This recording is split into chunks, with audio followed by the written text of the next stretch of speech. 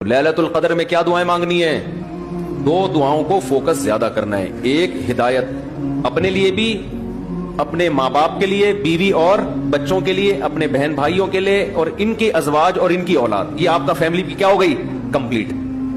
یوں دعا مانگے، اے اللہ عافیت والی زندگی دے، سیدھے راستے پہ چلا دے مجھے، میرے والدین کو، والدین میں باپ دادا سب آ گئے، نانا نانی سب آ گئے، میرے والدین کو، میرے بیوی بچوں کو، میرے بہن بھائیوں، ان کی ازواج اور ان کی اولاد کو.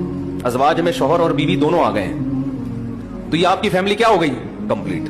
تو یہ سب کے لیے دعا کر دی. چند دعائیں بہت ضروری ہیں جو ان لیلۃ القدر میں آپ نے کثرت سے مانگنی ہے. ایک دعا سب سے پہلے میں نے بتایا کیا مانگنی ہے؟ ہدایت.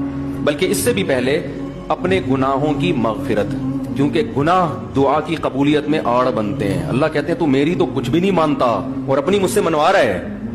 میں جب تجھے آزمائش میں ڈالتا ہوں تو کچھ بھی نہیں کرتا.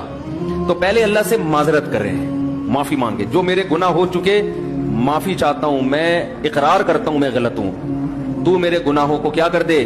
معافی. بار بار مانگے اللہ سے.